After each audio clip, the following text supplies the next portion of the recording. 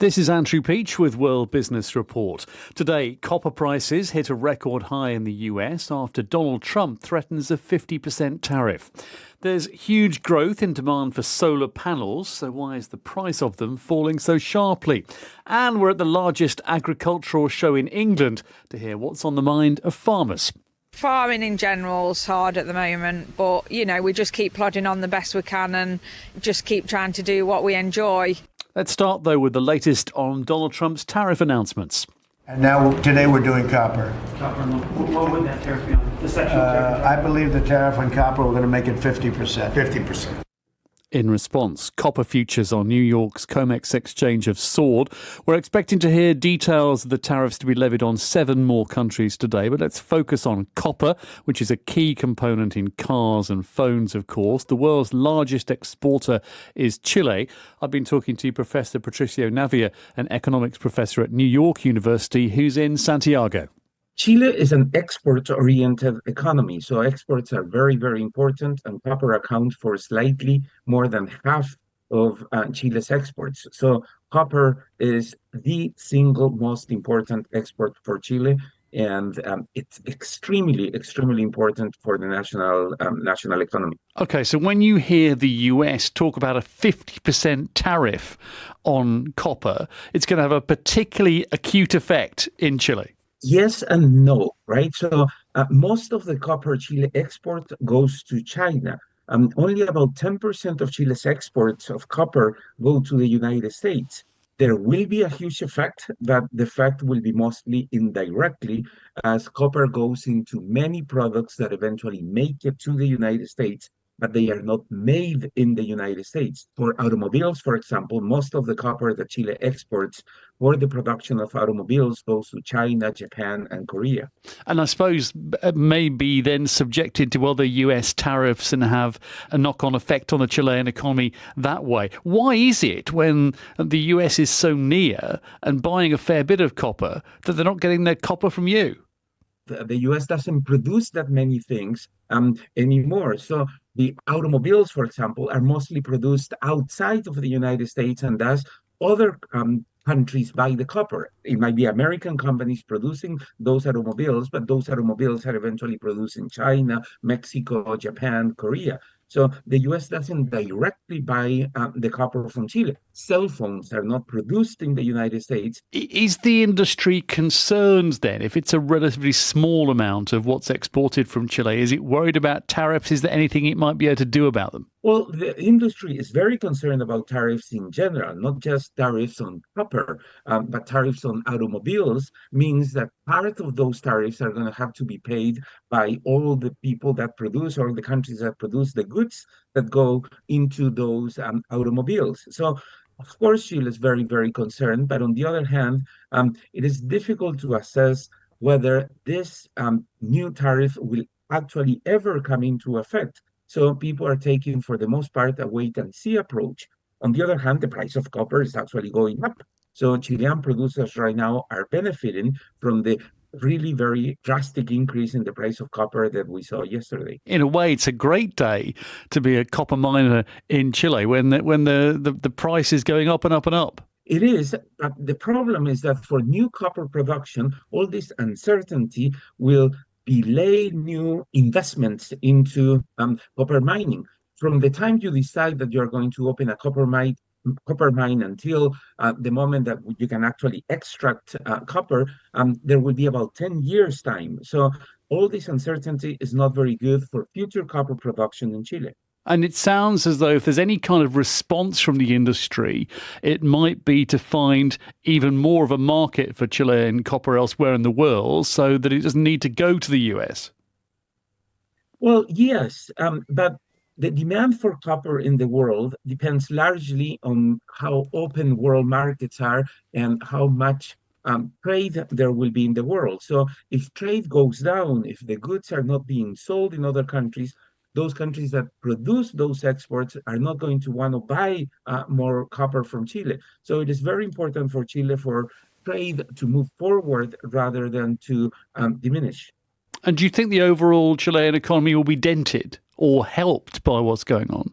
No, I think it will be dented because one of the things that Chile needs is stability in the market for copper, so that investment decisions can be made based on anticipating what the price of copper will be in the future. Now, we don't know what the price of copper will be today, next week, or next month. So investment decisions are probably going to be delayed, and that's not going to be good news for Chile.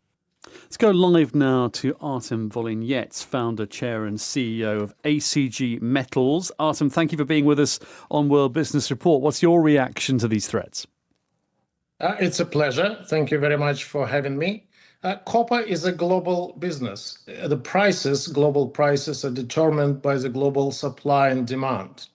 And unlike some other sectors, such as nickel or cobalt, its prices cannot be easily manipulated by one particular market participant, because you have well-diversified set of end users that goes from the traditional industries, construction, grid, defense, to the new sectors such as data centers for artificial intelligence and robotics. And on the supply side, yes, Chile is a major producer, almost quarter of the world production. But in Chile, there are many individual companies, and not a single global company does not account for more than 10, 11% of the global supply. So it's difficult to manipulate such a market. Tariffs do create uncertainty, and I agree with your previous speaker, but they result in increased transaction costs and short-term volatility. Eventually, those transaction costs will be borne by U.S. consumers and U.S. taxpayers, because if the desire to stimulate domestic production, U.S. needs to invest not only in the new mines and expedite the permitting of those mines, but also in domestic copper smelters. In the 70s, there were 19 smelters in the United States. Today, there are 3 left, 2 for primary copper and 1 for scrap. Those investments require time. They require significant capital. And because the copper smelting capacity is in oversupply globally, they operate on a very thin margins. And what I'm getting from Patricio and from you, Artem, is that it's a global market. The US is only a player in it, not the most significant one by any means. So why has the price of copper gone up so much? It's a short-term volatility and uncertainty, as your previous speaker has mentioned, which impacts on investment decisions. And yes, it takes 10 years, perhaps, to build and start operating the new mine, but it can take up to 30 years from the exploration. It's a long-term decisions, and people tend to postpone those decisions if there is uncertainty in the market. Artem, thank you very much indeed for that. That's Artem Volynets from ACG Metals. We've also been talking to Coldeco, one of the biggest mining companies in Chile. They say it's important to clarify there is currently no executive order from the US government relating to the ongoing investigation concerning copper tariffs. Chile has not received any official communication from its counterparts indicating a decision to implement effective tariffs. Chile continues to engage in open dialogue with the relevant US authorities. The global market in solar panels is already well worth over $100 billion. It's still continuing to grow really fast. About 3/4 of solar panels are made in China, where there are dozens of manufacturers. So many, in fact, there's actually more supply than demand. So prices have been falling and falling fast. To find out why and what the Chinese government wants to do about it, I've been talking to Vincent Shaw, who's the chief China correspondent of PV Magazine. The price decline started from late 2023, earlier 2024. But the price decline continues for about past 18 months. We know there are 4 stages of the solar PV industry's supply chain: the polysilicon, the wafer, solar cell, and the PV module. Of all the 4 stages, the price now going down below the cost. So every manufacturer, they sell their products below their cost. And why is that happening? Because, I mean, that's sort of fierce competition in the market. But how have we suddenly arrived at that over the last couple of years? Yeah, I would say that the reason is quite simple, because the overcapacity situation is so serious. I think investors, they are attracted by the high profitability of the solar PV industry between 2020 and 2022. So lots of investors, they decided to invest in this industry. So we saw a massive investment injected to this field. I have some figures from the China Photovoltaic Industry Association, the CPIA. We saw over 200 billion US dollar was invested only between 2022 and 2023, the 2 years.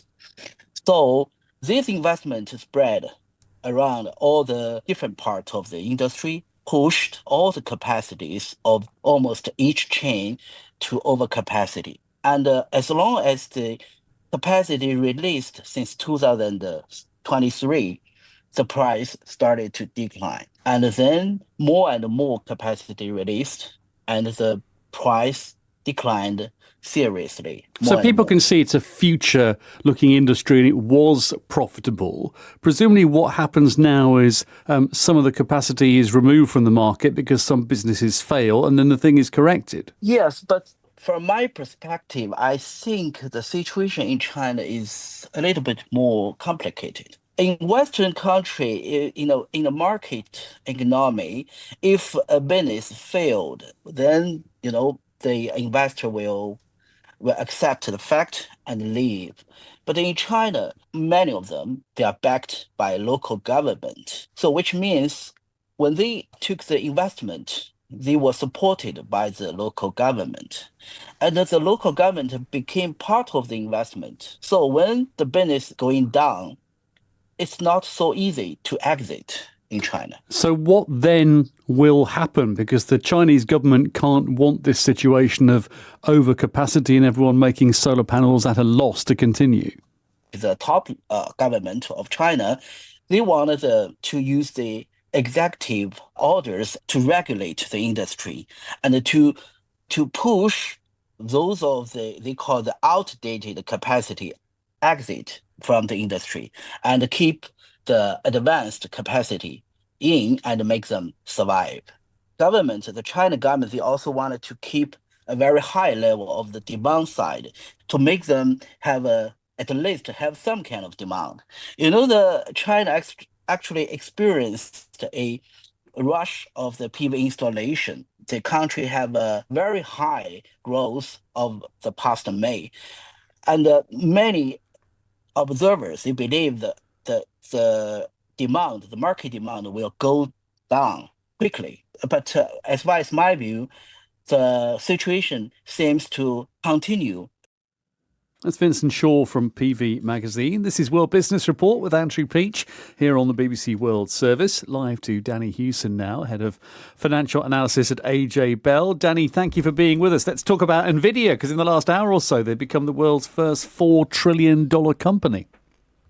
Hi, Andrew. Yeah, big news for NVIDIA from very small starting points. This was a video game company which has just mushroomed with the expectation that AI is really going to continue to dominate all of our lives.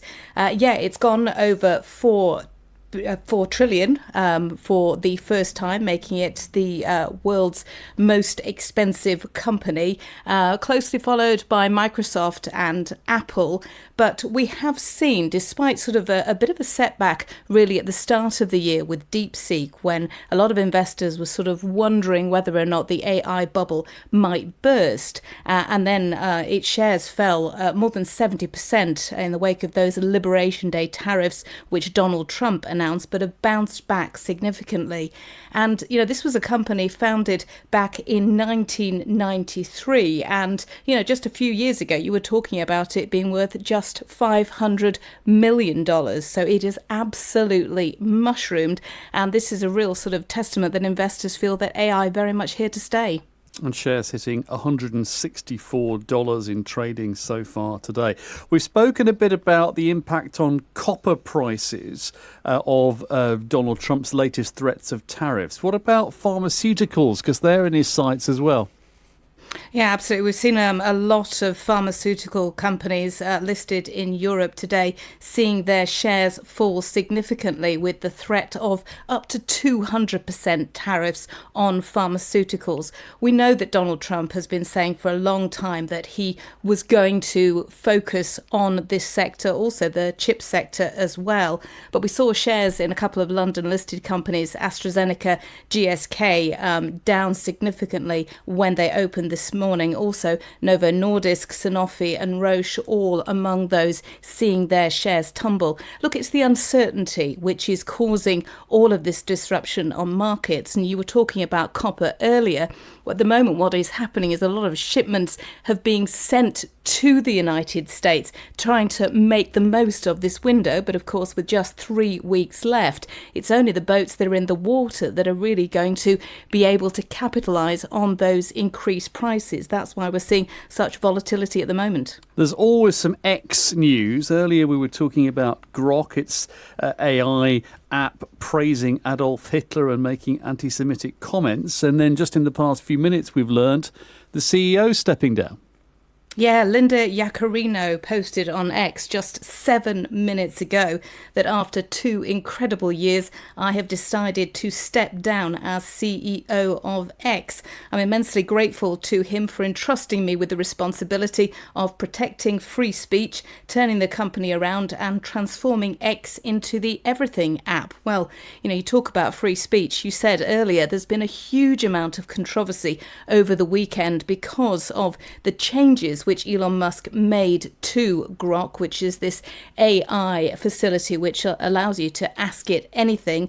And there were an awful lot of people asking over the weekend and being very surprised at some of the posts that it was getting back. Now, we've been told that all of that is being scrubbed completely and that Grok is going to be improved further. We haven't had any more from XAI, but in a post on X, Grok itself said, look, we're aware of recent posts made by Grok and are actively working to remove the inappropriate posts.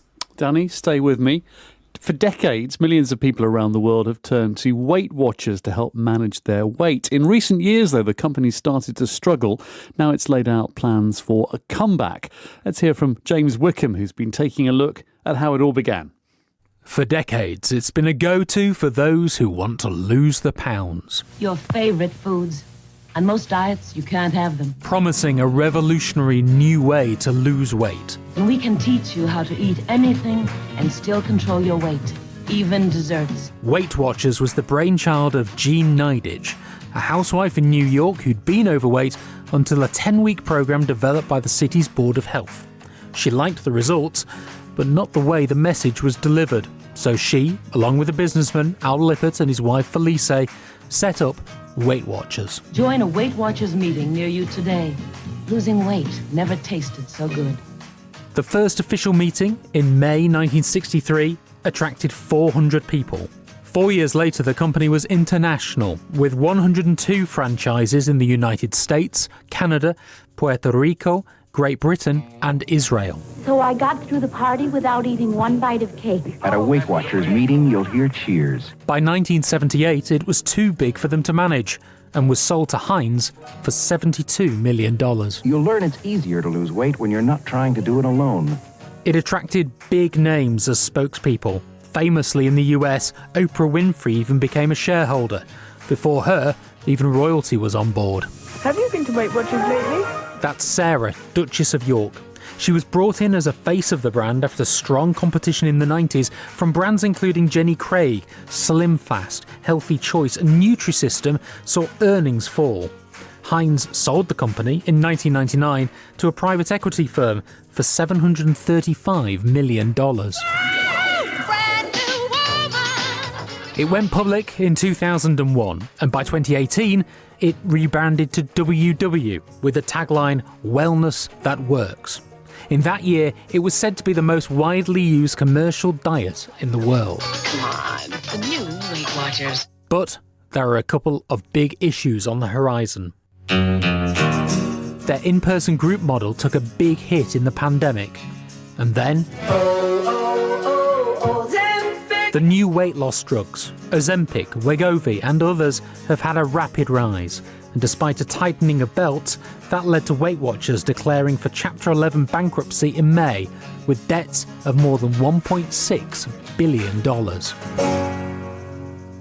And Danny Hewson from AJ Bell is still with me. You can see that companies like Weight Watchers are under pressure from these very successful weight loss jabs, but they're going to relist on the NASDAQ. Yeah, it's an interesting move by Weight Watchers, and one assumes that they will be hoping that they can persuade investors to take another chance on Weight Watchers. Look, as part of its restructuring, it's done some pretty interesting things, not least unveiling a new board of directors, which includes Mike Mason. Now, you might know the name Mike Mason. He was the former president of Eli Lilly, which, of course, oversaw the development of one of those weight loss drugs, Mounjaro. So, as these kind of drugs become more widely used, then the link between lifestyle change and the use of those drugs, I think, is going to pick up. And that's certainly something that Mike Mason was pointing to during his appointment statement that he gave. Look, they have a huge hurdle to get over. The fact that people are using other diets, they're using other apps, they've found other ways apart from Weight Watchers in order to get the lifestyle that they want. And people are using these drugs in order to lose weight. So Danny, if they can say it's a companion, then maybe people will invest. Thank you. Now to agriculture and Leanna Byrne, who's in Harrogate in North Yorkshire at England's biggest agricultural show. There's a lot of people here, actually. It tracks about 140,000 people over 4 days. I've been having a lot of Wi-Fi connections because of the amount of people here. And there's so much going on. There's lots of horses and pigs and cows and paddocks. They're all, being preened for competitions. Farmers all, standing proudly with their livestock. And we also were looking at a sheep shearing competition yesterday as well. And there's lots of food and people are just having a great time. And the sun is out here, Andrew. And, one of the big things is about the livestock and the prizes. And earlier I actually spoke to a dairy farmer, Joe Burrows, who was preparing her Jersey cows to be judged. There's a lot of behind the scenes pre-prep at home before you even arrive at the show. And then when you get to the show, especially the dairy cows, because we're showing them in milk, we have to be making sure that they're eating the right sort of food. They're quite beautiful. They have little doe eyes, they're brown. Yeah, that's it. They're one of the smaller dairy breeds. They're a small brownish cow, but they can come in lots of different types. They're very pretty. Oh, they're very pretty. They're gorgeous. And how is it in the dairy industry at the moment? It is pretty hard. Farming in general is hard at the moment, but we just keep plodding on the best we can and just keep trying to do what we enjoy. So, Leanna, they're slightly eclectic, these events. Animals are being judged and whatever, alongside lots of chat about agriculture. They happen in Britain, in Ireland, in the States. The best one I've been to is actually in Australia, just outside Sydney, where there are all sorts of competitive elements going on with the humans as well as the animals. What kind of conversation are you picking up on there in Harrogate? Yeah, it's great to be at these events because you can really just speak to people on the ground. And two of the main themes are trade and also tax. And so just to give a little bit of context for listeners, there's 300,000 workers in the UK farming sector. It's worth nearly $26 billion. And lots of, people are talking about trade because under the recent deal with the US, the UK opened up to more beef and biofuel, and British beef producers got access to the US market for the first time ever. But at the same time, people are worried about what that impact might be on the sector here at home. And so here's farmer and cattle judge Philip Parrott. It's going to have grave consequences because I think at the moment the general public have got great trust in the British farmers and the meat that's being produced. Once we start bringing in meat from abroad, not only just America, but it's coming through from South America as well, that haven't got the same welfare standards, I think they could start and lose confidence in us. So you can hear there, there's continued uncertainty about tariffs. And we actually got to speak to Tom Bradshaw. He's the boss of the National Farmers Union. And he told me agriculture did not want to give any more ground in trade negotiations. UK farming has nothing left to give to reduce these tariffs further. We shouldered the burden of responsibility to remove the tariffs for the car sector, and we thought the steel sector within that first deal. We cannot be expected to give any more to further negotiate away those tariffs. You would worry that they would use something in the agri sector as a concession for another industry. Well, that's what we've seen so far. I mean, we've given in on bioethanol and on beef access. Nothing else has given anything. Now, we did get a response on this. The UK government says it speaks with many sectors and will protect British farmers. And another thing these events tend to have is a little eye on the future with the latest in technology, that kind of thing. What have you seen? Yeah, there's loads of innovation going on. In fact, there's even an agri-tech tent, and there's different things about, how to use sustainable fuels, using hydrogen. We also spoke to a business that is trying to improve soil, and they're even using AI to do that. And there's some people that are diversifying their income too. I spoke to a YouTuber, Cammy Wilson, who actually used revenue from his YouTube channel to actually get into farming. I thought, well, that could be a good route. I could just show people what I'm doing, and that might be a route into making an extra coin to get me into farming. We are so fortunate in farming. Look, when I started the Sheep Game channel 5-6 years ago now, nobody else was doing sheep outdoors in the UK. Now, you go on YouTube to be the only person doing something that's near impossible these days. So that gave me a real leg up and an advantage. It's also opened other opportunities for you. Yeah, so a big part of our business now, and this sounds so cliche maybe for the YouTube world, is merchandise. We sell hoodies and jumpers, but we have bought a farm off the back of selling merchandise. So there you go, Cammy Wilson, who's made a lot of money from his merch as a sheep farmer doing YouTube. Obviously, there's a huge market for that. And you'll find more if you search for Marketplace Morning Report from the BBC World Service, wherever you get your podcasts from. From me, Andrew Peach, and the team today on World Business Report, thank you for listening to the programme.